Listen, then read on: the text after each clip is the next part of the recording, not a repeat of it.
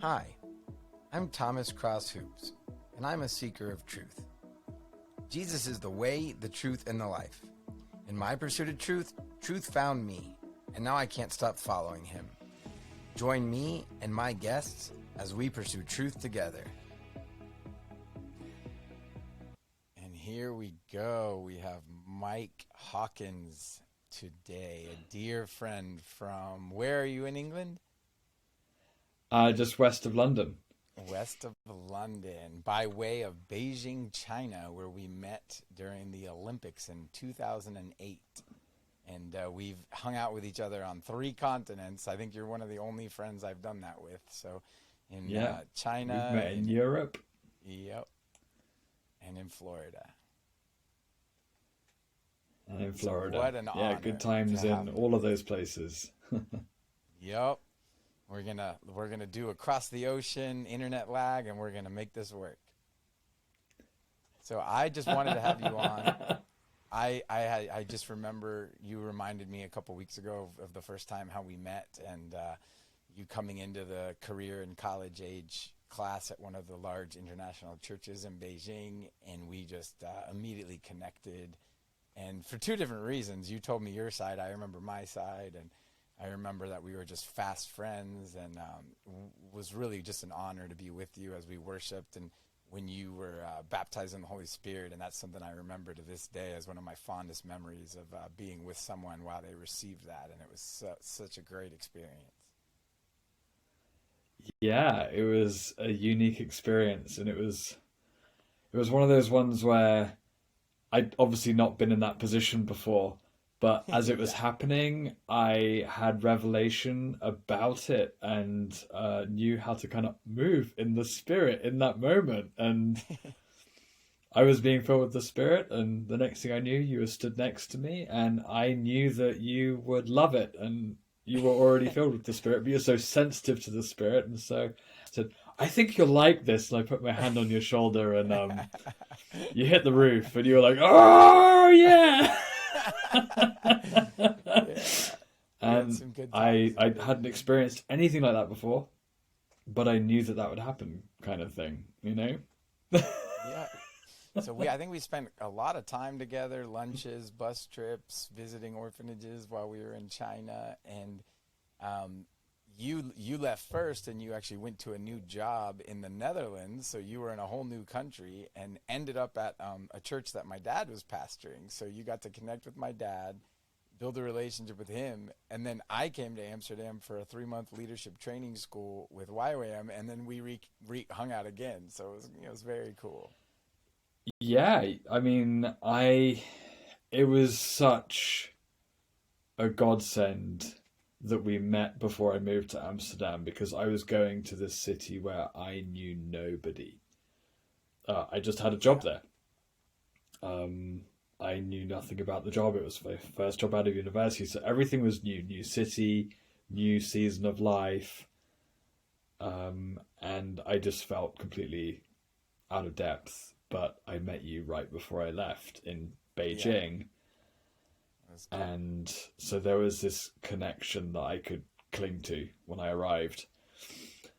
And for the first 3 months, you brought me into your community because you were doing a school of YWAM, so you're living in community when you're doing that, and I got to tag along, and I desperately needed that. And you introduced me to your dad, but Yep. he was pastoring this huge international church Yeah. that was actually full of Dutch people.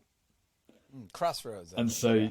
yeah, Crossroads, yeah. So you'd be in the coffee line, and it was my, like, BICF, International Church, everyone's speaking English. So you're in a foreign country, but English is homely. You got something to sort of latch onto. And then you go to Crossroads and you're like, foreign country, but English is homely. And actually, all you're hearing all around you is Dutch. And it made me feel so isolated. But I knew you introduced me to your parents. But then Yeah. you left. I was actually thinking about this in my quiet time this morning with the Lord, how He's taken me on this journey because I was a baby Christian at the time, and I had so much stuff in my life that I had no tools for, no breakthrough in, and just I was an absolute mess.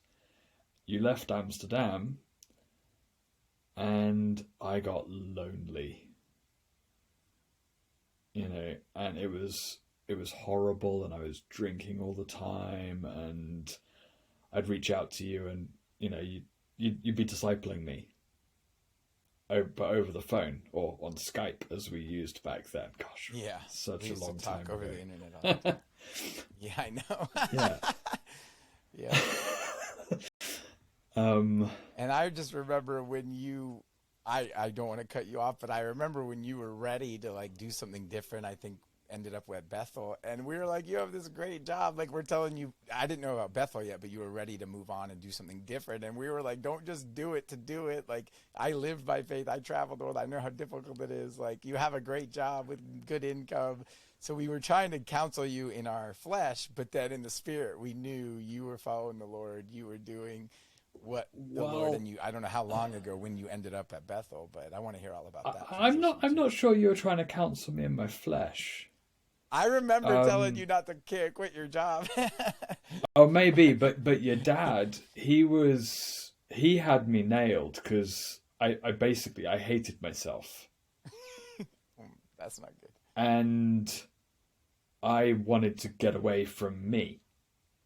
Yeah. And I'd met you, having been involved with YWAM, and I'd met really amazing people.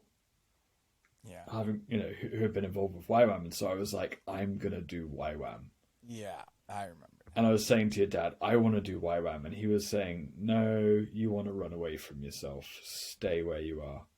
Yeah. But I wasn't getting any breakthrough there. Yeah. And eventually I stayed in contact with friends from the church in London where I'd gone as a student. Okay. And they went on this trip to Serbia for 10 days. And I went with them, even though I'd already, left and I was working. And I had such a great time. And I was like, yeah, this is life. Yeah. I think I'm really done. I'm really done with my job. I'm hating it. I haven't liked it from the first week of doing it. I've been doing it for 2 years. And it's just not, it's not life for me. I'm sure I've got a call on my life. Yeah. I'm sure that life is supposed to be better than this, Yeah. And I checked in with some people and was like, yeah, it's right, I'm leaving, and I went to Chicago for 2.5 months at the end of 2010. And I went along to a vineyard church. You visited me in Florida after Chicago, right? At the end of that trip, I went down to Florida to visit you. Yeah. I remember, I think we went to watch a UFC fight. So, we did some random stuff. Yeah. I know you introduced me to a lot of your friends. I know your sister cut my hair for me. You had a friend who paid for me to go to a theme park in Tampa Bay, and I was blown away by her generosity, because it was just like, yeah, these tickets over $100 back then, which was a lot of money, and she didn't think anything of it, and I was amazed at the generosity. Yeah. And she didn't know me, but she was your friend, and she valued you, and so she valued me, and that was incredible. But early on in my time in Chicago, I went along to this phenomenal conference. And it was blowing my mind, because I guess I was in evangelical circles, but I was reading my Bible and seeing Jesus and the apostles do amazing things and experience God powerfully. And I knew when I read my Bible that this is what life was about, but I wasn't experiencing any of that in the church. Yeah. And I was disappointed, but also I needed change in my life. I needed God to meet me, because I hated myself. I understood grace. I understood the gospel really well in my head, and I just couldn't receive it, you know. And that's just the funny thing, that this journey we're on, it takes so much longer to get it deep in our identity, what we believe intellectually. I'm right there with you. yeah, but sometimes it doesn't, because you meet people and they've just got it from the moment they met the Lord. I would And say that I you had think like a that. foretaste and then Yeah. didn't, and then was just like knew that there was more for me and didn't have a clue how to step into it. And honestly, I couldn't. Yeah. Like I did everything. If it was to read a book, I read a book. If it was to be face down, lying down on the floor, I was on the floor. I was crying my heart out to God. I was doing everything. I was going wherever I knew to go. I was doing whatever I could, within me to pursue Him. And I wasn't getting anything. I think though. But I went to this conference because people told me to go, and they had a prophetic booth, and I knew, okay, God spoke to me before, and when I've heard His voice, that's when I've had something happen in my life. What And you've group got this was that prophetic conference thing. with? Do you remember? It was called the Chicago Hub. Okay. I remember that Heidi Baker was one of the speakers, Mahesh Shavda. Yeah. So it was charismatic. I didn't have a grid for that. I'd heard of Heidi Baker, but I hadn't heard of anybody else there. Yeah. And again, evangelical, but with a belief that there's something more. Yeah. There are these young guys at the front, and they're like laughing, and they're pretending to throw something at each other and being like, glory bombs, and I'm like, as the evangelical, I'm going, wait, I've read my Bible, and Aaron's sons did something like that, and God smited them and killed them for doing that with His glory. And I'm like, oh God, what are they doing? I don't get it whatsoever, And then at the prophetic booth, the lady who was like running it, I sat at her chair, and she gave me a word. It was not telling my future like I was hoping for, or telling anything about me like I was hoping for. She just said, Jesus is speaking to you right now. And I don't know what happened, but I got so undone. And I stumbled away, and I was bawling my eyes out. And I literally stumbled around for the next 2 hours, bawling my eyes out like a drunk person who can't find his way home and is starting to freak out. Yeah. And just stumbling and crying and completely out of control. And I've heard people talk about getting drunk in the Spirit, but not at that point. I hadn't. And I was like a drunk person. And I knew that because I used to drink a lot. And I'd been that, I don't know how to get home. I'm in a foreign city. I'm freaking out. And I've been like, at 6 a.m. in the morning, crying, not knowing how to get home, and stumbling, and like no taxi will take me because I'm so drunk. They don't want me to throw up in their taxi. I've been in those places, and I was like that. And then the conference ended, and I went home, and the next morning I woke up, and I didn't hate myself. Wow. And I was like, oh, this is truly what it is to have grace for myself, because yesterday morning I hated myself and today I don't, and I know that this is now me receiving grace, where previously I understood it intellectually, but actually it had to be God who did something inside of me. Yeah. And then I started to hear Him speak for myself. Yeah.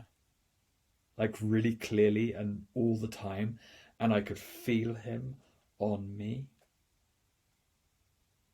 and around me all the time, and I knew what to do, and he was telling me stuff. And suddenly the charismatics in my circles, they were like, you need to come to this prayer meeting where we'll be prophesying over people, you know, and people like going like, you know, looking at me to tell them what God's saying, and I'd share what I heard God say, and then they're suddenly putting me on a pedestal, which I completely don't have the character for. And they're expecting me, because I heard something from the Lord for them, that they expect that I'm also able to unpack it. Yeah. And I've literally been hearing God speak for like a week. It's ridiculous, you know? You jumped in with both feet. Yeah, and this lady invited me to go to a mental institution with her in Chicago. And people started manifesting demons there. And it was super scary. Like humongous young black men, like freaking out and speaking in different voices, and you know, speaking that they're dead people, and it's all training. Weird. All training. It was crazy. Yeah. And after all of that, God told me to go out on the streets around Chicago at night to go and find homeless people to pray for them. Wow. And I was told by the place where I was staying, if you're going out, go out with someone. If it's dark, don't go out. You know, because it's not safe outside. And I went out. Nobody wanted to come with me, so I went by myself because God had told me to. Yeah. And there were like homeless guys who are drug addicts who are is it tweaking? Is that the right term? You know, like, and they've lost their teeth and they're scary, you know, and they're freaking out and they don't know why some young white guy is coming, English white man is coming to talk to them, and you know, I think they're just as afraid as I am, sort of thing. Yeah. And then eventually went for it. I saw the biggest guy. Like, he was double my size. And he was eating out of a trash can. And I just knew, oh, that's the guy I need to go and talk to. And I went up to him, and he was piss drunk. And I was like, hi, I want to pray for you. And he just was like, who are you, white boy? And I went, I want to pray for you. And he goes, bitch, I'm the king of the streets. And I went, that's great. I want to pray for you. And he sort of realized, this guy's not going away. And he goes, go on then, pray for me. And I said, okay, what do you want prayer for? And then he just softened and he goes, well, I'm a homeless alcoholic and I'm eating out of the bin. So can you pray for that? And I went, yeah, sure. And I prayed, and he's sobered up completely while I prayed for him. And I was like, okay, how are you? And he goes, wow, that's amazing. I'm still the king of the streets, but I want to encourage you to go and, you know, like, these streets are yours now too. Just go and find anyone. You have my permission to go and pray for anyone. Keep doing what you're doing. This is great. And I was like, thank you. And that was the first time I saw God do anything amazing. That's so cool. You know, and it all just happened. And then I met up with you in Florida. Yep. And then my next step was to go on another little holiday to Beijing, back to see some old friends. Okay. And when I was there, I realized I have no idea what I'm supposed to do with my life. Yeah. God, what do I do? And I felt the Lord say, stay here. So I did. How long did you stay in Beijing that time? I was there for 6.5 years. I didn't realize you stayed that long. I forgot. That's quite Yeah. a transition to go back. I know you speak so, your Mandarin's so good, and then ending up at some point. I want to hear how you transitioned and ended up at Bethel. I forgot all about how long you were in Beijing. Yeah, so I was going along to a house church. Now, this house church, Thomas, if it wasn't for you, it would never have started. So there was a Chinese Bible study that met on a Tuesday evening in a nursery. And I think you went there when you were in Beijing, and there was this Nigerian guy called, Yeah. was his name Henry, maybe? Something like that. And he was leading it, and you told me to go and check it out.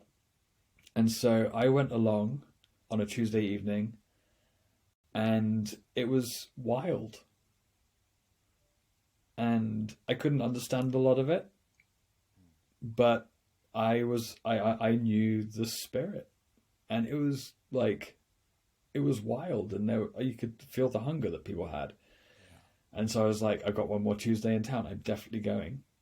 And I pulled along this friend of mine called Alistair, who I'd met at Rob Rufus's church, Yeah. who was selling insurance to expats in Beijing. Okay. And he was theologically educated. He, got a master's degree in theology at the London Bible College, as it was called back then. And he was a closet charismatic at the International Church. And I said, hey, come along. And he didn't really want to go, but I persuaded him to come along with me. And so this Nigerian chap was doing his Bible study, and the Chinese were really hungry, and so they asked questions, and he couldn't really answer their questions, but Alistair could. So he started piping up with answers to their questions, and they loved it. And I think the Nigerian guy had to leave because he had to get across town to do whatever he was doing, and Alistair lived fairly locally, so he stayed on. And then, like, people wanted prayer, and we started praying for people. And then, because I was leaving, they wanted to pray for me, and they all gathered around me, and they were praying, and I had my eyes shut, and I heard this voice speak to me in English, and it said to me, now I'm going to put my hand on your chest and push you over. I want you to fall over. And I was really confused by that. Yeah. And then I heard these Chinese voices in Chinese say, what did he say? We want to hear what he said. And the English voice, and it wasn't Alistair's voice, and he was the only other English speaker in the room, said, don't tell them, don't translate, just let me push you over. And I was just like, stood there with my eyes closed going, this is so weird, I don't know what's happening. And I was like, in my heart, I was responding, okay. And the next thing I knew, this hand was on my chest, and I fell backwards. That's awesome. And I was lying on the ground, and I was just flooded with peace.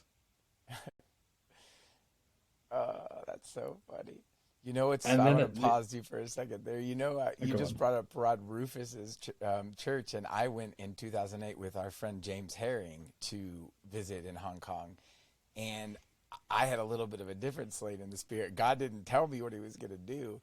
I was in the room with 40 or 50 mature believers in his living room in their weekly prayer meeting, and they were praying in tongues, and the atmosphere of heaven was so thick.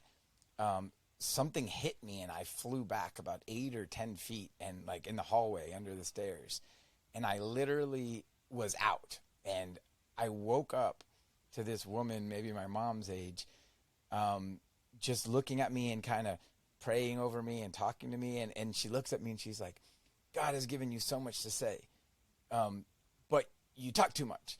And it was so funny because I was out, and I was like, what happened? But nobody warned me. I literally was just in the presence of God, and they said an angel hit me, and I flew back more than you could ever jump. I mean, it was at least 8 feet. It was from the middle of the living room to this hallway. But I'm like, I wish God would have told me, I'm going to lay you on your back so I can deal with some stuff. No, he just knocked me on my butt. And I love that story because God never works the same. Like, your story was so different. It's like, Yeah, so wild. after we left, I was leaving with my friend Alistair, and I said, Alistair, it's a bit awkward, but did you push me over? And he was like, no, when they were praying for you, I wasn't anywhere near you actually. And I was like, oh, completely confused by it all. And he goes, you were down on the floor for a really long time, and I decided it had to end because we needed to go. And I was like, I mean, I felt so clean. It's funny how time sort of goes away in those times where sometimes it'll be a short period of time and it feels like long, and sometimes it'll be a long period of time and it feels like short. It's like never the same. Mm, yeah. Oh, it's incredible. When I was in Beijing, there's a South African guy called Julian Adams. I don't know if you've heard of him. He's now living in Boston Yeah, and no. leads a church with his wife. He is a modern day prophet, Okay. 100%. And at the end of the little weekend that he was in town for, him and his friends that he brought along with him were praying for people, and his friend had very heavy hands, and he was clearly pushing people over, and he pushed me over, and I was in the mindset of I'd actually received so much over the weekend Yeah. that I was perfectly open to him pushing me over. Whereas other people, you could see when he prayed, they were like straining forwards, you will not push me over kind of thing. And I was just like, hey, whatever. If you have to push me over, you have to push me over. And I let him push me over, and I fell on the floor, and I fell hard. But That's when I was true. on I the feel like floor, when you go over with the Holy Spirit, you don't usually, I don't hurt myself, but yeah, if you just mm, fall, that can hurt. yeah, That's but I funny. was on the floor, and I was, again, this incredible peace. And I was just lying there like, it felt like I was in the bathtub, just, just relaxing. And suddenly I realized like, oh no, my bladder's really, really full. And I'm so chill right now That's hilarious. that if I really didn't care what anyone thought, I would just piss my pants. I'm just, oh. And eventually I was like, no, I need to get up and go to the toilet. Oh God, that's the best. They But, would think you really were drunk when you came in there. uh, yeah, they would. Yeah, you needed to pray for him. Oh God, that's classic. So that was where Yeah, in Beijing? that was in Beijing in January 2015. Okay. Actually, I got a lot from Julian Adams. So I ended up teaching English for my last 3 years in Beijing, and so I just finished my first semester. And in my first semester, I'd never taught before.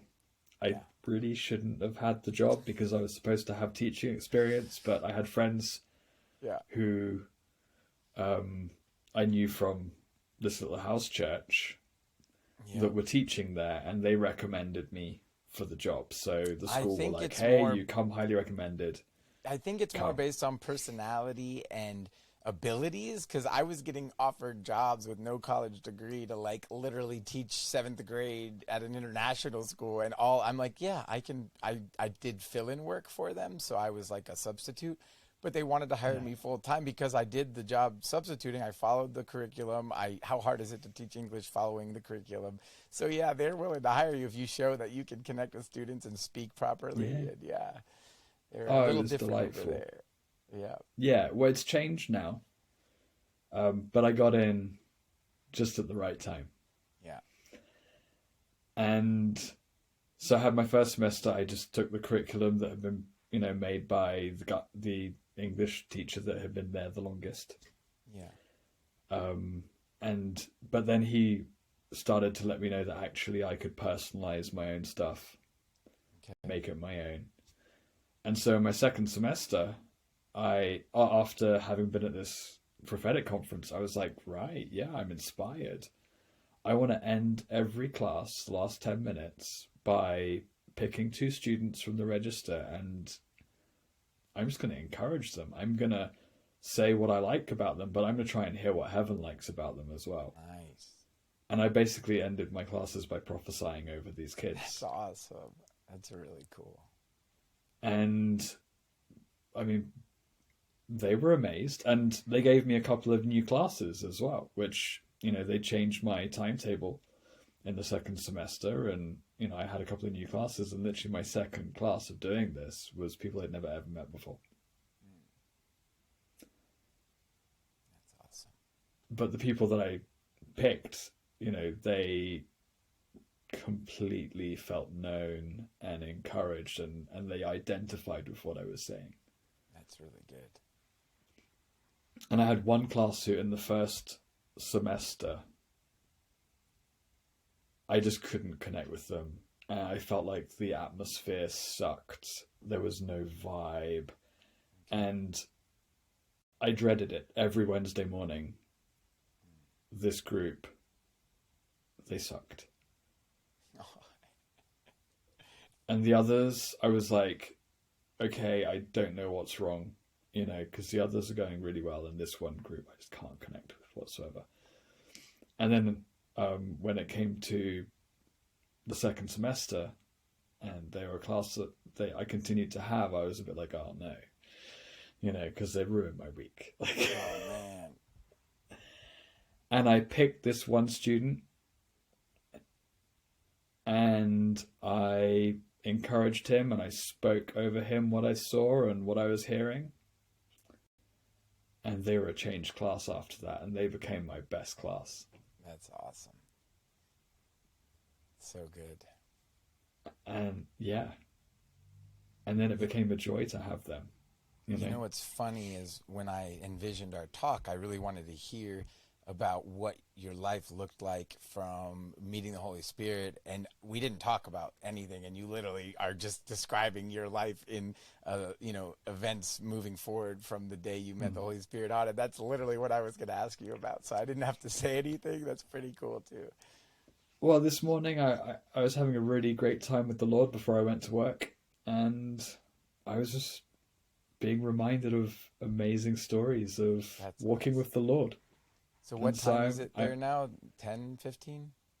Something like that, yeah. It's 5:15 here in Florida. So I'm just really happy that you were willing to come on. I'm so excited because we're probably, how many more years till you were, I just know that Bethel was the last thing I remembered. You were there for a few years. So I'm trying to get in my head the timeline. So from Beijing was 2015. When did you leave Beijing? So Beijing, I went in 2011 and I left in the summer of 2017. Okay. I had 5 weeks back home in the UK, and then I went out to Bethel. So you knew from Beijing on you were planning on going there. I wanted to go to Bethel after Chicago. Okay. Because when I was in Chicago, people were saying, oh, you'd really enjoy Bethel. Okay. You'd really connect with those people. And that meant nothing to me. But then I looked it up. So when I met you in Beijing, back then we had iPods. Mm-hmm. And you took all of your Christian Rob Rufus, material. Andrew Womack. I gave you Rob Rufus, Andrew Womack, a load of worship. Yep. And Alberto and Kimberly Rivera was like, that's what got me through Beijing. Because when I went to Rob Rufus's church in 2008, that was like the beginning of inner healing for me and deliverance. So I got the grace message, and it just wrecked the religious and Pharisee and the hatred and all the spirits that I was walking in my heart. And I'm a missionary on the missions field with just brokenness. And it was a long journey of healing, but Alberto and Kimberly, man, they got me through the night, and they're still my favorite. If you haven't got them on Spotify, you got to listen to them. They're amazing. Just that You gave me a couple of albums from Jonathan David Helser. Oh, yeah. All the prophetic worship from the early 2000s is what I had at that time. Yep. So good. And that stuff, it got me. Yep. Got me good. So So good. yeah, that was, I had this one teaching by Bill Johnson on everything that you'd sent me, and some of that music. But when I was in Chicago, people, oh, you'd really enjoy Bethel. But honestly, when I went out to Beijing, and I was also saying, I'll go to Bethel, and then I realized I'm not going to go to Bethel because I don't believe that God would provide. For the And that finances, was to also, pay his tuition and yeah, and to live in America at the cost of living. For some reason, I had compared the to belief Beijing, that, it's a big difference. well, I believed not that God would provide for me in Beijing. I believed that I could hustle in Beijing, Right. But and the so I cost would of be living was okay. so much less. I think I was paying $300 for a flat by myself in Beijing Oh, it for the was month. ridiculous. The food was Yeah, like a couple dollars a day. Yeah, it yeah, was a whole nother. And where I yeah, lived, normally 4 or 5 people live, in that $300 apartment. But I live by myself because, of course, yeah. I was just a couple teaching English lessons to make that. So, yeah, Exactly. You could hustle quite yeah, easily. So yeah. I believed I could hustle through But how can you Beijing. do that while you're in school, paying tuition? Yeah, Or in America where or you in can't America where you can't because work. the Yeah, IRS will come knocking, yeah. you know. You're on a Um, tourist visa or whatever, student visa. exactly. But in China, you can play that game. Or you could. You can't anymore, but you could. Technology has really changed things now, and you can't hustle. They're tracking everything, right? But same all over the world. Yeah, It's ridiculous. You got a mobile phone in your pocket, and they have a lot of information about you yeah, if they choose to use it. yep. Um, but very early on, God took me aside. He ended my job. He told me he was going to do it a couple of weeks before it happened. And he told me it was going to end. And so I was like, should I quit? And he said, no, sit it out, and so I got fired. And then I Were they prayed. just downsizing, or they were just ready Yeah, to? basically. I was hanging out with an actress who I um, I don't think she was quite at the level to have the entourage that she had. And I was an expensive white guy.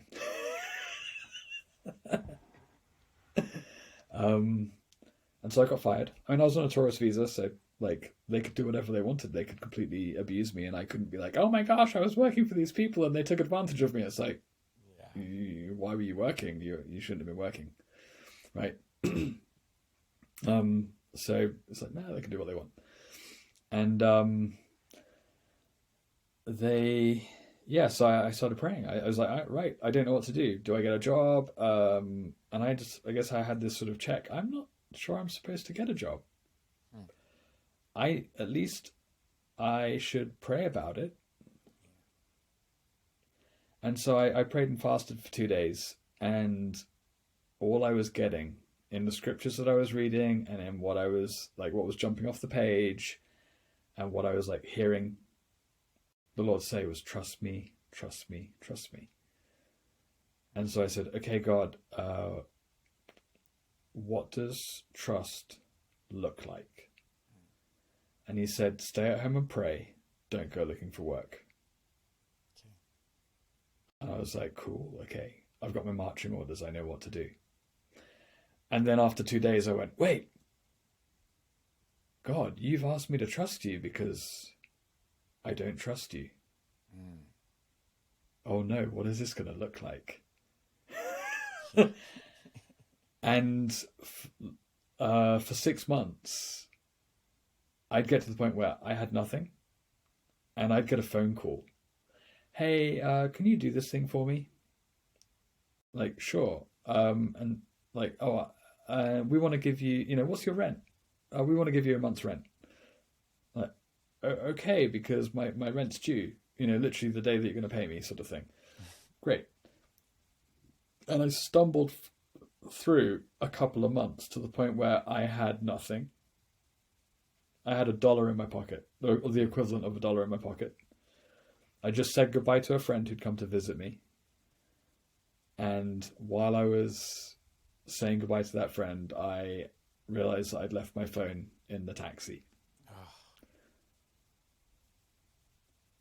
I was like, bummer. I asked somebody to help me phone my phone, and the driver answered, and so I was able to pick up my phone. So I got it back. And I took the subway back into town, back to home, and I was like, I've got nothing. My rent's due in a week, and I don't know how this is going to happen. yeah. And I remember just like walking, going, God, like, I'm open to an angel walking up to me going, look in your wallet, it's now full of money, sort of thing, or whatever it might be. Just I need you to show up. Ah, And I had two different people decide that they wanted to give me money, but they didn't give it to me directly. They gave it to me via a friend.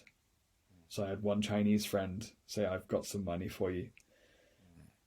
And it was half my rent.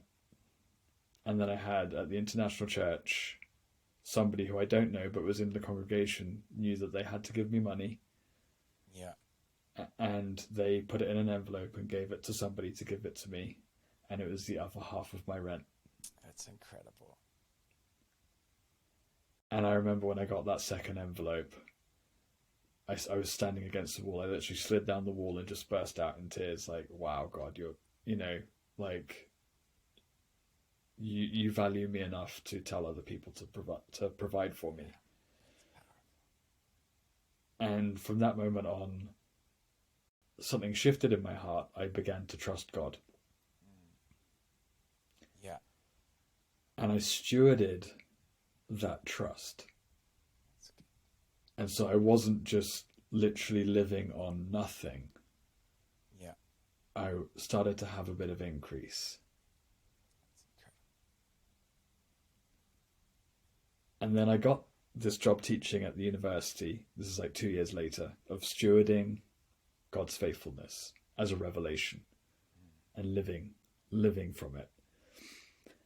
And I took on this job that paid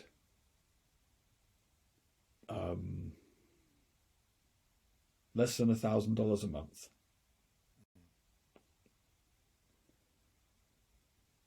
But it provided accommodation for me. And after 4 months of doing this job, we had the winter holiday, and a friend said to me, you should get into photography. And I was also hearing the Lord say, get into photography. And so I said, okay, great. What do I need to do? He goes, you need to buy this camera. You need to buy these lenses. And then I realized, and I would need a new computer to be able to handle that level of data as well. And I would need 40,000 RMB to do it. And I was earning 4,000 a month. And I'd been working for 4 months. And in my account, that's exactly what I had. And I went and spent it all. That's awesome. Just because I was stewarding the faithfulness. And it's kind of how I began to live my life. I love those stories of provision, because while you were talking, it reminded me of that book from YWAM, Adventures in Naked Faith, where one of the missionaries traveled for a year without any money. And God literally it was supernatural provision every step of the way. And it was something he says he wouldn't want to do forever, obviously, if God provides ahead of time and things. But I mean, he would be on like the ferry where they don't take the money up front and you have to pay like to get off or whatever. And he'd be just like there, and all of a sudden this couple he was talking to was like, we just feel like we're supposed to buy your ticket. Like, that was a year, and you literally had that your life. You had your own. I could definitely use some more of that. I always had faith for the big things. I saw God provide in miraculous ways for all the big things, and I still always just trust for the big things. But it's kind of getting to the smaller things. I need to learn to not try to rely on myself for my own you remember when I had the Dutch people that would come for the Olympics, and I would help the YWAM find, logistics, places to stay, Yeah. things to do, outreach and ministry. Well, I never knew what I would get, or if they would give me an offering, or if they would bless me. And it was getting towards the end of my time in China, and I literally had like the rent due on my apartment. I had to go to Hong Kong so I could come back and get my 3-month visa. I had to fly to Holland for the LTS after it was over, and I was making a couple $100 a month teaching on the side. And when they left after the Olympics, they gave me a wad of RMB, and it was exactly the amount I needed to pay off my rent, to pay for the trip, to fly to Holland. Like, it was like, I don't know if it was how, it doesn't sound like 8,000 is enough for RMB, but whatever it was the exact amount to pay for everything. And I was like, I was faithfully, I mean, it was months of work preparing to bring them over. And while they were there, I was with them the whole time for weeks and weeks.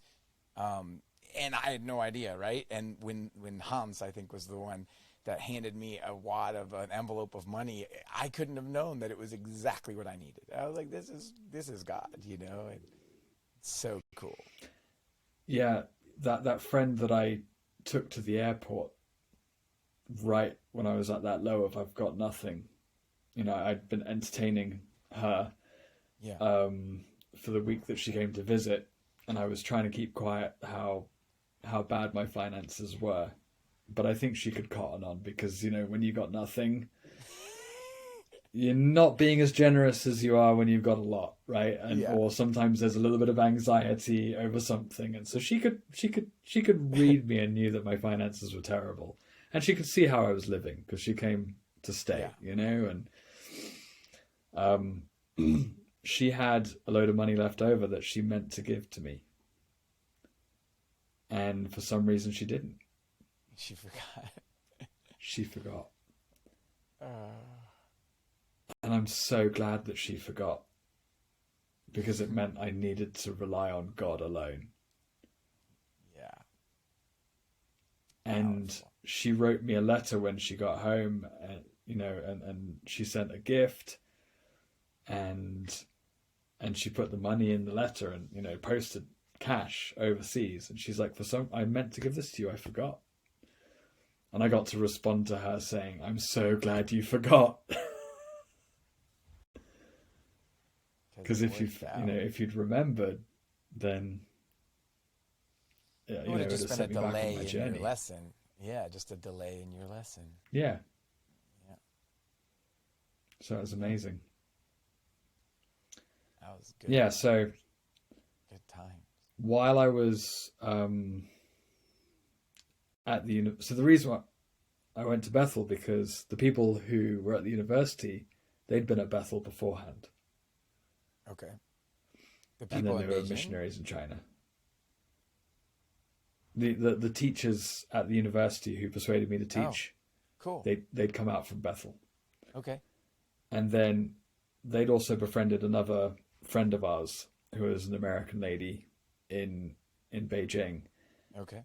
And she did BSSM and then came back. Okay.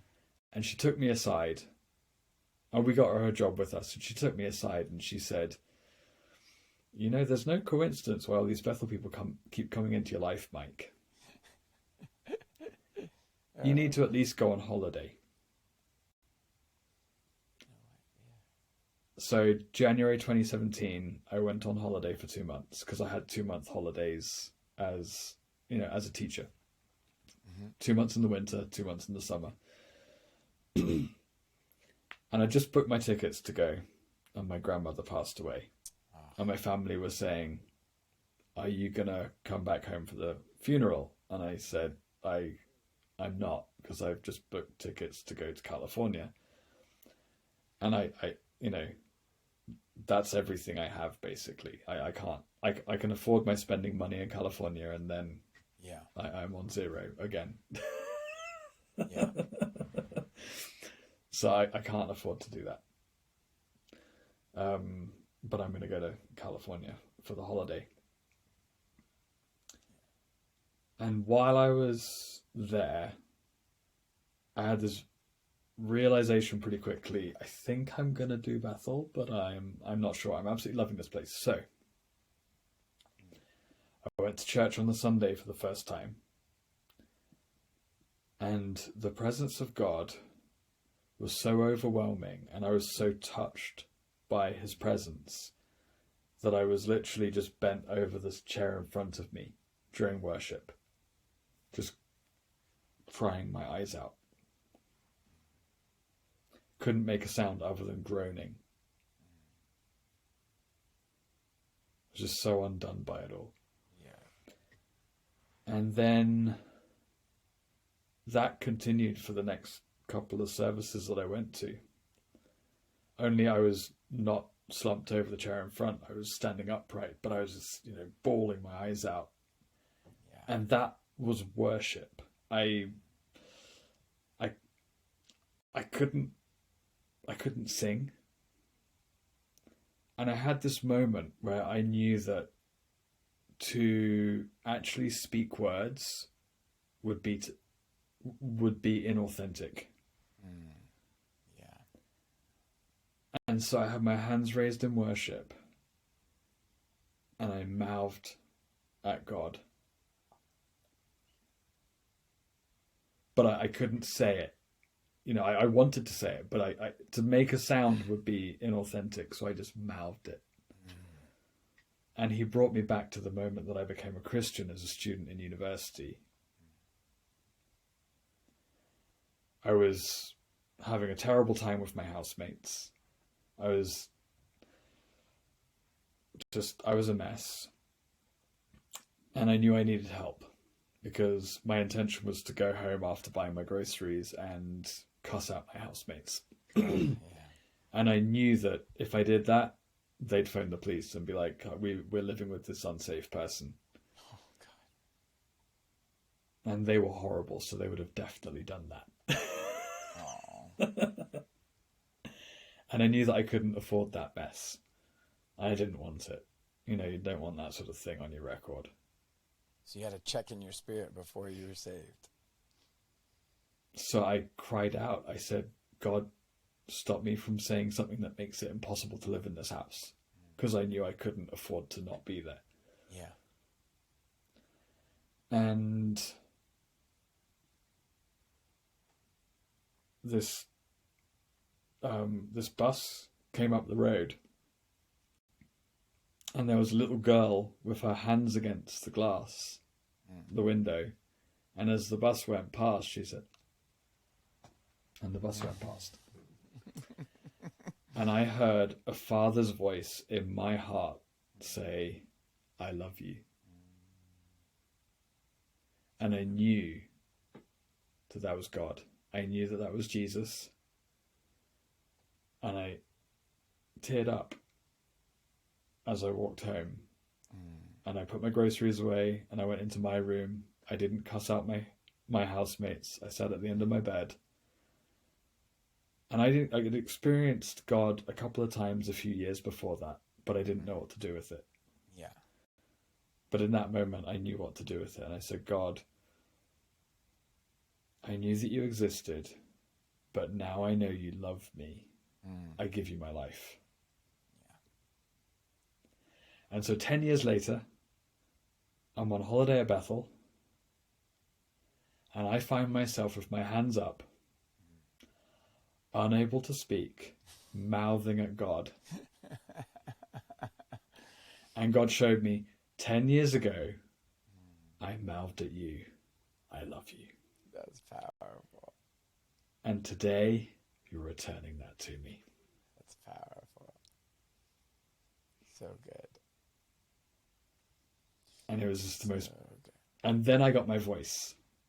And then I was able to worship with a voice, and it was authentic. So good. Where did you I know stay? that Were you just in like a hotel near the church, or how do you go there? So I had a Beijing, an American friend who I'd met in Beijing, who was there. Okay. And because of his housing situation, he said, I can put you up for your first weekend while you're here, but then you've got to have another place to stay.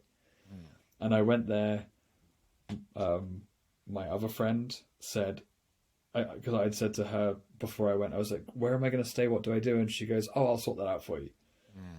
And I was like, okay, good. And then she didn't. Oh gosh. And I was there going, great, I'm here for a month. I've got a place for my first 2 nights. What do I do? Oh God. And I started looking on Airbnb and stuff, and I felt the Lord say, no, don't. And I was like, okay. And I realized I'd been getting comfortable with my salary in Beijing. And he just had to be like, no, you've stewarded faithfulness. While you're living in Beijing, you need to steward faithfulness right now. And I just quickly tapped into those testimonies of how God's always provided and renewed my mind. Yeah. And I met up with old friends from China who'd been living in the Bay Area. And when they left China, they were living in Texas, and then they moved to the Bay Area. And they had a friend from their church in Texas who was doing school in California, in Redding. Okay. And they texted her to say that I was going there on holiday and that we should meet. Okay. And she asked me where was I staying when we met up. And I quickly said, well, I'm with my friend Jeff for 2 days, but as of tomorrow, I don't have a place to stay. And she went, okay. And she put it out to her group of friends. And there was an older lady in her class who had a lovely home, her and her husband, on the edge of town. Beautiful view, 10 acres of woodland, a creek running through the property. And they saw this and they said to themselves, wow, we've had so many requests to stay with us and we've never felt that was right. But this one feels right. And so I got told on the Monday when I was leaving my friends, you're staying with Bruce and Teresa tonight. That's awesome. You know, and it was like, thank you. And it was the best place. And they were like, we became really good friends and they became like parents in a month. That's awesome. You know. Yeah. And I bought a bike so that I could get from their place on the edge of town, around town and into town and so on, because I love cycling. Yeah. And I always had a feeling. In Holland for a while. Yeah, I lived in Holland, lived in Beijing, both, you know, cycling capitals. Yep. And I had a feeling I might be back, but I didn't know. But I thought, hey, you know, if I'm not coming back, it's a nice gift to give to someone. 2017, January, February 2017. I had formed, and then I was riding up a hill, and there'd been like a forest fire. Okay.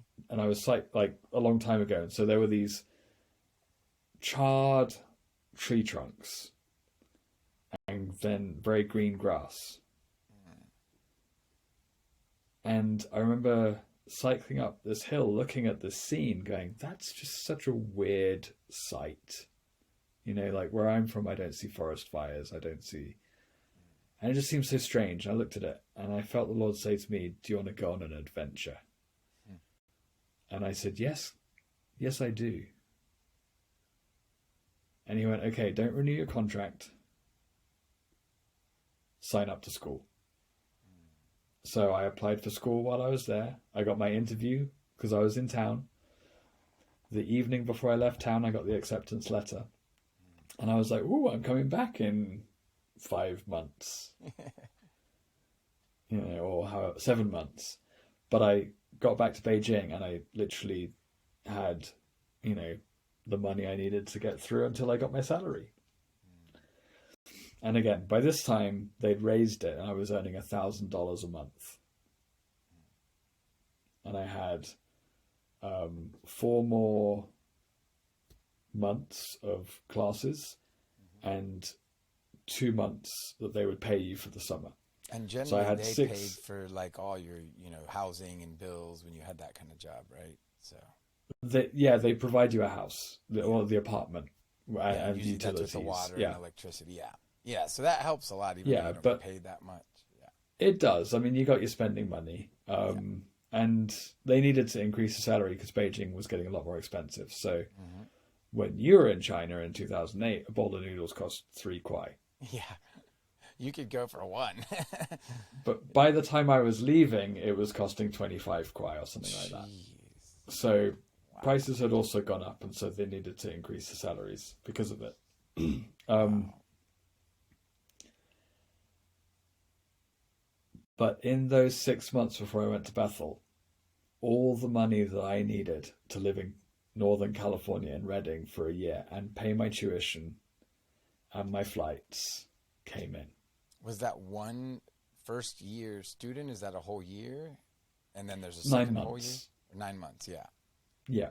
So it took And you then as a long. foreigner, you have to leave for the summer. Okay. And then come back. So I went back to the UK and I had 3 months in the UK.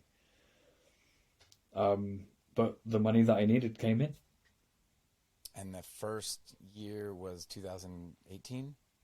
2017 to 18. So 18. September 2017 to May 2018. And then is that when I saw you in Orlando at that event? In my second year. That was the second year.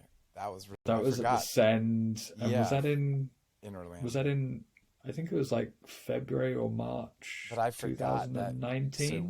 we hung out in Florida twice. Then I forgot that you Yeah, met we my spent the wife. day Yeah, you met hanging my out. wife there. That was really cool.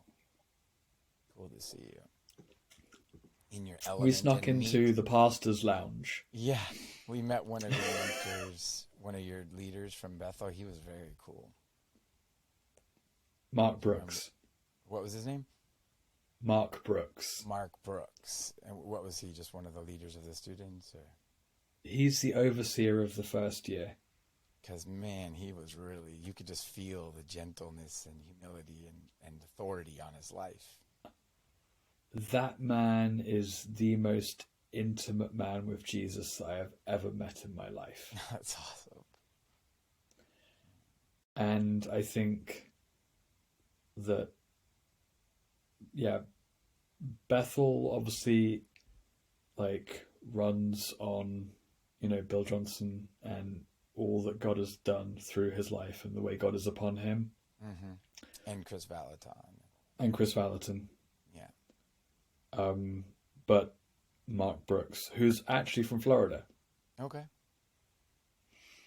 and he has the most radical story. And I remember at the beginning of my first year, he got up and he started telling how he'd been a drug dealer and he was going to commit suicide, and then Jesus met him in the car, and I think he might have been trying to overdose at the time. And just, I remember just weeping as he shared a story. And yeah, I've met other people with a very similar story, but I think it's just that presence and humility and gentleness Yeah. and love that Yeah. is on his life that he stewards and carries and You could feel it. sheds abroad. So good. Yeah, So that one was of that the towards most beautiful people. that was towards the end of your second year or the beginning? The middle. I think it was near the end of, I think it was February I mean, 2019. did we have kids? Did we have the baby? I can't remember. You We brought have two little two kids. children with you. We had two little kids because that was, we must have had Willem as a baby. So, So who do you have now, Thomas? yeah. So now it's Willem is almost 5 next week, and Zoe's turned 7 in April, and then Aria will be 21 months in May when we have the fourth baby. So it's definitely expanded fast. That's Yeah. amazing. Yeah. And you're absolutely loving it. Yeah. I don't think I ever told you. I just remember, always feeling older, too old. You know, I told God I wanted 3 kids by 40. And when Aria was born, It was in August of 2021, I think. I'm not good at it. She's 18 months now. So when we had the baby, it was like the Lord literally spoke to me, and he said, I've answered your prayer. You wanted 3 kids by 40, and it was literally like a couple months before my 40th birthday that I had our third kid. And it was just like one of those things where, I remember, I think I got married at 33. But just thinking like this was the age Jesus died, and I felt old and I hadn't accomplished anything, and as much as like you've shared with me how much I've blessed you and the things I've done in my life, like there's stories you can find where people have been blessed or you've changed their life by something you told them or gave them. As in the physical world, you feel like you haven't accomplished anything or done anything, and that was part of the lie. For me to start this podcast. For years, I've known there's books inside of me. I felt like I was supposed to start a podcast, years ago, and something just came together recently, where that lie that I wasn't intimate enough with the Lord, I wasn't close enough with the Lord. It's something happened last fall into this spring where it just changed, and it's like, no, this is something He's called me to do. I look forward to being able to have you on more than now, like a recurring guest from England, or when you're back in California, and just talk about God and the stories that you told. That's exactly what I want. I want when people hear this to hear that God is glorified, and that the testimonies that you shared, it's like that book that I read in Bible school, Adventures in Naked Faith. When people hear that, it should inspire them that God is not, he treats everyone the same. He's not a respecter of persons. So He can provide for everybody the way He provided for you. And I've had little stories, but not quite as many in a row of years of that. I mean, I was overseas for a long time and experienced it, but it was like I came back so broken and just drained, and I fell back into like guilt and shame, and it was a whole nother journey of healing after that. But while I was on the mission field, God provided for me, literally. I mean, I don't know how I survived. I was basically volunteering for 4 years or 5 years. But that's what I want this to be about, is just a place to have people from different backgrounds, different nationalities, different experiences, different ages, because I do feel like I'm going to have a lot of people in the third trimester of their life, in the third quarter of their life, on to share. Because right before we started talking today, I started thinking about that. I was like, I just watched The Queen's Gambit. Did you watch that on Netflix? Absolutely beautiful story about this chess prodigy. And I figured out that I'm in my middle game, right? I'm in the middle game at 41. And I'm learning to live and start to walk in all those experiences I had, all the things like Andrew Womack talks about, to remembering what He's done for you and how He's provided and how it's like I'm now learning to walk that out in my daily life, and what does it look like to move forward. I always wanted to be a tent maker. I always wanted, the faith base where you just go out on faith on like YWAM, and it never felt right to me because I needed to learn how to apply it in my daily life. Like I'm working now, I'm providing for a family, and that was something I missed. I just didn't know how to, do both. It was like all or nothing. I'm working, I'm in sales, it's all commissions, and now it's like I just have this peace. I came off the best year I've ever had into the worst 2 months I've ever had, and I just feel peace. It's like God will provide. I actually forgot about every year you get some type of a stock option from Verizon, so it's paying out next month, which is exactly what I need because I didn't have enough money to pay my bills. So it's like again God just providing, and I completely forgot about it. So. Yeah, this is encouraging me again, because I wanted to hear those stories. I needed that, and it's good. It's encouraging. So yeah, it's really good. I'm really glad. Really good. Yeah, this has been a delightful time. It's been so nice to be able to share these stories. Exactly. I read a collection of sermons by, oh gosh, what's his name? The guy who started the healing rooms up in Spokane, Washington. Is that not I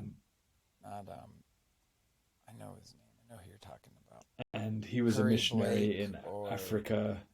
No. Not Curry Blake. Somebody like that.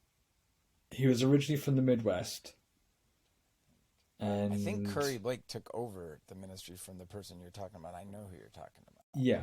I can't remember his name. But I read And I was, you know, reading it, and I wanted to know, like, personally, what helps him on a daily basis. Mm. And he said, communing with the Lord, reading the Word, and sharing his faith. Yeah. And those were like the three things that kept him a powerhouse. You know, yeah, all the revelation, you know, all the theology, it's all great, but those three practices, reading the Word, communing with the Lord, sharing his faith, Yeah. those things are what, you know, kept him being a powerhouse. That's good. And just being able to sit with you this evening on the other side of the world, but on this super cool platform, So new. and just Yeah. tell I'm learning stories it about what God all. has done in my life, and Yeah. connect with you, you know, So like one good. of my oldest Christian friends, and I know. just a dear friend. It's been great. I'm loving it. I know it's And to see late that there, you've so we'll, got a new vision, and it's not a new vision, but it's you know, you're taking yeah. steps in an old vision, a call in your life, and you're running Yeah. with it. And I'm seeing the passion and the dedication that you're going with, and it's really inspiring, Thomas. Yeah, I've been reading all the journals from like '04, '05, '06, and just from my Bible schools. And I always heard in my heart, there's books in your journals. And I'm reading, I'm like, man, there really is these snippets of Yeah. stuff. There really are. But Mm. also just the encouragement, the cries from my heart, just the brokenness that wanted healing. It was like, I'm like, man, I quit journaling for a long time. I'm like, I need to get back to it because these were like Psalms of David. I mean, I was just so open and honest, and the brokenness, and just, my mind is whole now. I'm completely at peace. No medication, no voices, no confusion, no depression. And I mean, I had that majority of my adult life. And I would just write to God, like, you know, cry out, like, I don't understand. Why do I think this way? Why do I act this way? Why does this happen? And I choose you, and I want to be free. And it was just over and over from 2004, 5, 6. And that inner healing that started wasn't a quick fix. I mean, it was this progressive circling upwards is what the Lord showed me, like this mountain where you're going upwards, but the circles are getting smaller and smaller and smaller. So it's almost like you start, and I call it, cycling upwards, and it's like you're getting Mm. to that more intimate and more close and deeper in his heart. But I think there were so many times where God just lets you pause and step away. And, you said that, some people get it faster. And I think they're on their own journey. And there's so many people that I really looked up to and respected from 2013, 2012. And they ended up having huge followaways from the Lord for years and years. And you never would have guessed it. But they were on their own Yeah. journey of healing and growth and development. And, I think when we see these older men, like I think you said, was it Mark? Was the man's name Mark from Bethel? Your Mark mentor the Brooks. first year, Mark. Yeah. So like they lived their Yeah. life, and we don't know what their life was like, along the way and how they got there. But I had a lifetime of teaching and books and all this stuff. But I can say this is the first time in my life that I mean, Brendan Manning, like I'm about to cry. Like he ministered to me Mm. so much with the Ragamuffin and the Brent Yeah. and the Abba's Child. And I couldn't read that book without crying because it was like, God loves you as you are and not as you should be. But I didn't believe it. It was like Yeah. nothing I did would get me there. And finally, like, I'm like, oh my God, like I just feel purely accepted as I am and not as I should be. And it's like every time I'm in the presence of God now, I just weep because it's like He's healed so much brokenness in my heart and my mind and my body. But it's like sometimes you can't do anything but just weep tears of peace and joy. And it's the trauma has just been Mm. melted away over time. And it's like it, that we can share that with younger people, that if you can get that in your spirit, that you're loved and accepted Yeah. as you are and not as you should be, you're going to get it, because the journey, it's about the journey, not the destination. And when you get that Jesus Yeah. is with you the whole time, and that you're perfect and whole in him the whole time, that, just a couple weeks ago, I was, just listening to Graham Cook in the morning, and he's like, God comes to you gently, and he tells you that he placed you in Christ so that you could come boldly before the throne, so you could come spend time with intimacy with the Lord. Because how could we if it was our physical body, our physical, we needed to be in Christ and Christ in us. And I was like, it makes so much sense. How many times have you heard it, that God died for the sins of the whole world? You hear it, but the religious spirits are like, no, that's not true, and you have to do something for it. And then you listen to Rob Rufus, and he attacks every lie, and he's like, no, you can't mix it. Cut it off if you're going to. It's literally God made peace with the world already, and it's like something that I'm just starting to walk in and believe it. It's like, just Tuesday, Saturday, we had a outreach for our Bible school for Jesus Lab, and we were handing out food in downtown, and it was really good. We had a lot of words of knowledge and a lot of good things for the people on the street that we met. But this one young man, Marcus, it was just like a different level of experience with the Lord, because when I looked at him, I just saw this despair and hopelessness, and it was on his face, and something inside of me just wanted to reach out to him.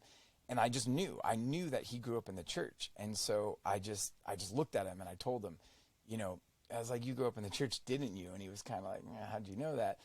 And I just began to encourage him and prophesy over him. And then I didn't want to get distracted. So I closed my eyes and I held his hand, and I just started declaring, that there was no depression and no anxiety and no fear in heaven, and just, released heaven on him. But I don't know how the words came to me. I didn't know what to say. They came out of me. And this guy's face just changed, and he was smiling, and he was radiating. His eyes were clear.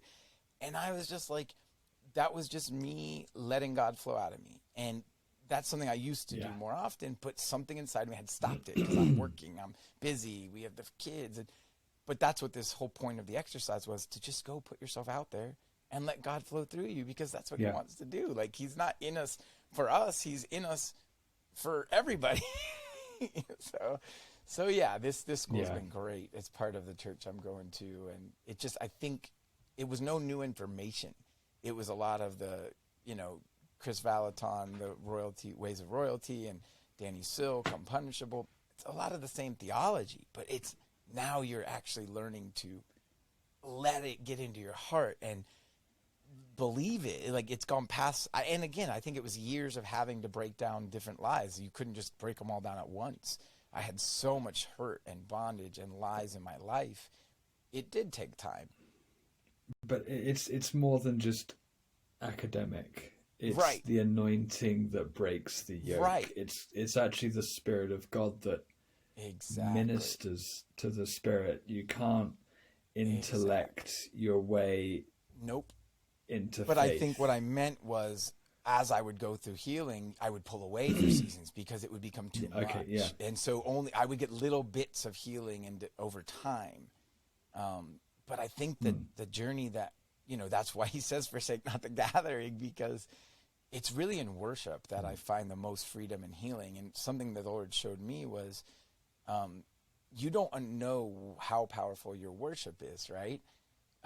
It's for you and God, it's for God and you, but it's also for the corporate body, because when you worship God in a corporate environment, his presence fills the room. And I used to have all this confusion and depression and lies in my head, and worship was the only place that I would be clear, and I would have nothing in my head to distract me from God. And that was when I could hear God's voice and respond to him. And so what he showed me was, your worship matters to everybody, because by worshiping the Lord and providing that place for him to inhabit our praise, now there are people in there that have clarity of mind to hear the Lord whisper to their heart, and they can respond. And so it's just something inside of me. He just tells me over and over again that your worship matters for the corporate body, and bringing people into the conferences and into the concerts and into the worship events. It's powerful, because there's so many bruised and broken people that just need a touch from the Lord. And how are they going to get that touch if not being brought into the presence of God? So Yeah, Mm, so good. I know it's getting late for I you, love it.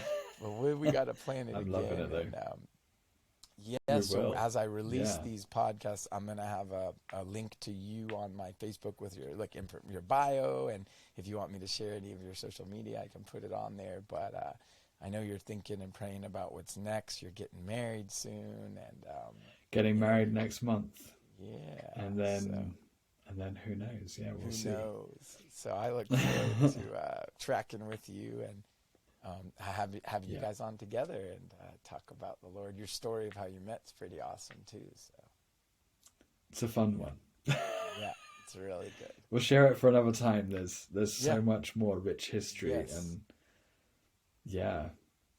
Well, let's Thank do you so that. much for having me. This has been so Absolutely. amazing. So And let I me. hope that you keep pressing on, because this is going to be a huge success. And God anoint this podcast. Oh yeah, I'll let you pray, Lord. Thank you, Mike. Pray over the airways because this is gonna people will listen to it throughout time. So it's a timeless prayer. Yeah. Yeah. Wow. What do you got? Release it. I just love that. Yeah, timeless. Come on. He's been talking to me a lot about time lately, and God's time is on time, whenever that is.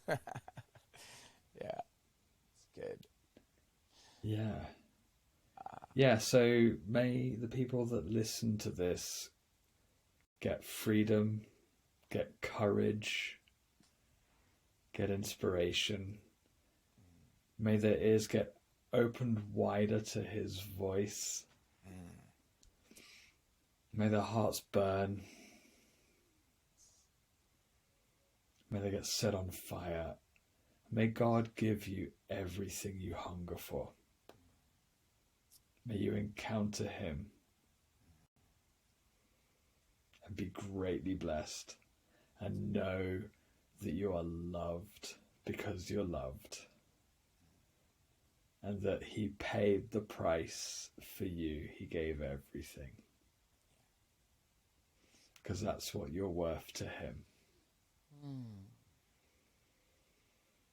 Yeah, Holy Spirit, pour out, pour out, pour out.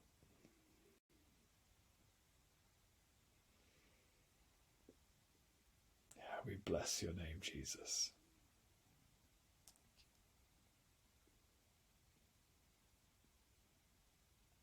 I think that's why we worship. Because it's like, if God was in the room, what would I do right now? I'd worship. And so I worship, and he is in the room. Yeah.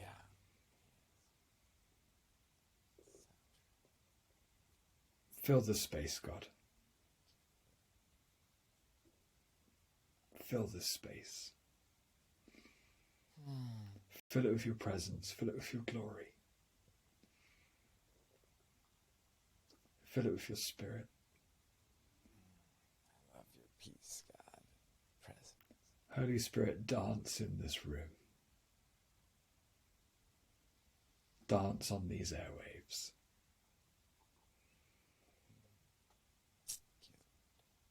Yeah.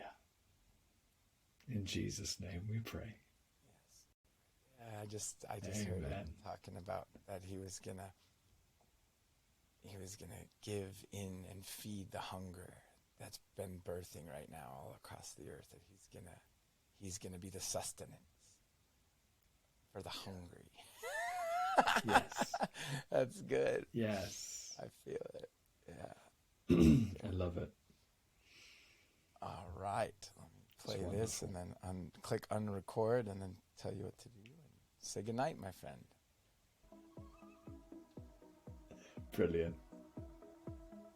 Hi. Thank you so much for listening. Please like and subscribe to the that Seeker of piece Truth is like podcast. just filled up And my also whole visit room. our website, seekeroftruth.co, for more information about all of our guests and how you can hear more from them. I pray this conversation encouraged, uplifted, and inspired you to pursue truth at a deeper level.